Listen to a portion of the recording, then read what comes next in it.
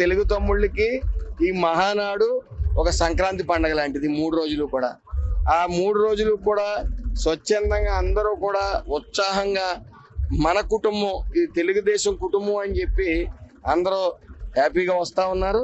అందరూ అన్ని ఏర్పాట్లు కూడా కట్టుదిట్టంగా మేము నిర్వహిస్తూ ఉన్నాం.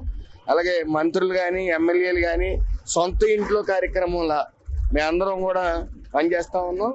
అదేవిధంగా కార్యకర్తలే మాకు సర్వస్వం అనుకుని నాయకులందరం కూడా భావిస్తూ ఉన్నాం. అదే మార్గం చంద్రబాబు నాయుడు గారు కూడా చెప్పడం జరిగింది. క్రమశిక్షణతో ఉండండి, కార్యకర్తలే మనకి దేవుళ్ళు అని చెప్పడం జరుగుతూ ఉంది.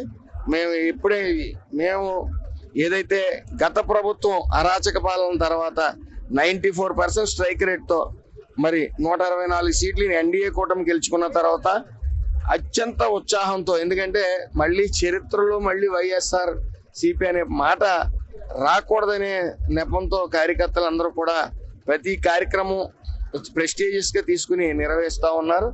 అలాగే ఈ మహానాడు కూడా అత్యంత ప్రతిష్టాత్మకంగా తీసుకుని కడప జిల్లా అంతా కూడా పసుపుమయం చేయడం జరిగింది.